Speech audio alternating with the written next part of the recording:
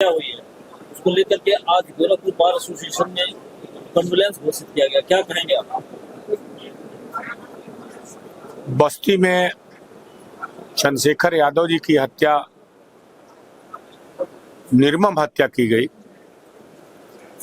और वो समाधान दिवस में गए हुए थे और वहां से जब लौट रहे थे तो हरैया के पास एक नारायणपुर गांव है, उसी के ठीक सामने उनका अपहरण करके और उनके ऊपर स्कॉर्पियो से उनके ऊपर चढ़ा दिया गया गाड़ी। इससे यह साबित होता है कि हत्यारे बहुत डेयरिंग थे और उनको कानून का कोई भय नहीं था। जो आज हमारे मुख्यमंत्री जी कह रहे हैं कि कानून का राज चल रहा है, इस तरह से हत्या दिन दहाड़े सड़क पर गाड़ी पहले हत्या वो मार करके और फिर उनके ऊपर गाड़ी चढ़ा देना,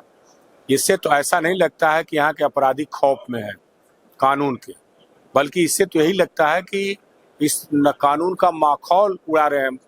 और जो जीरो टॉलरेंस का बात हमारे मुख्यमंत्री जी करते हैं उसका कोई असर नहीं है। अभी जी अक्सर कहते हैं कि मुख्य अपराधी चाहे या तो जेल में है या तो ऊपर चले गए, फिर अपराध कैसे होना? अब मुख्यमंत्री जी ये कह रहे हैं क्योंकि मुख्यमंत्री जी इस समय व्यस्त हैं, गंगा स्नान करा रहे हैं, डुबकी लगा रहे हैं, वो सोच रहे हैं सब लोग उसी तरह से होंगे, लेकिन असलियत ये है कि जमीन पर कुछ और है।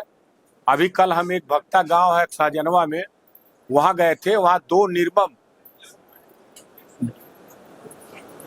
बालकों की, जिसकी आयु कम से कम 13 या 15 वर्ष रही होगी, दो लड़कों की निर्मम हत्या कर दी गई। वो हरिजन समाज से आते थे और आज तक पुलिस उनके बारे में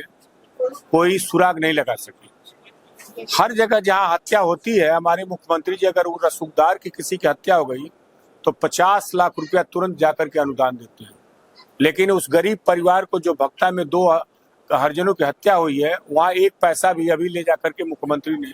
घोषणा नहीं किया। और ये अधिवक्ता तो हम जानते हैं उत्तर प्रदेश में कम से कम 15-20 अधिवक्ताओं की हत्या इनके रिजीम में हो चुकी है, लेकिन किसी भी अधिवक्ताओं को ये नहीं है कि सरकार से उनको कुछ पैसा दिया जाए, उनको कुछ उनके परिवार को नौकरी दिया जाए, ऐसा कुछ नहीं।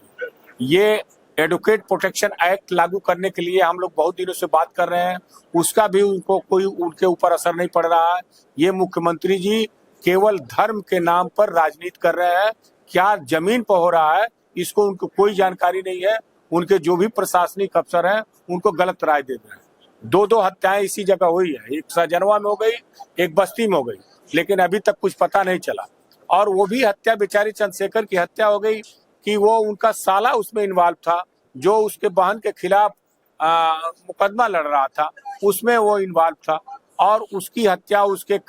उसमें कई लोग इन्वॉल्व हैं और एक लोगों की गिरफ्तारी करके पुलिस अपनी वाहवाही लूट रही है, जबकि उस हत्या में कई लोगों का हाथ है, कई लोग उसके साजिश में है, कई लोग उस गाड़ी में बैठे थे, लेकिन कोई आदमी गिरफ्तार नहीं किया गया। मैं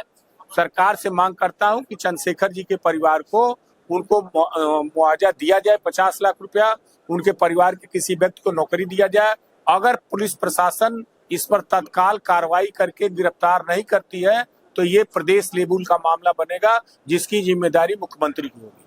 आप जो अधिवक्ता समाज स्ट्राइक पे बैठा है,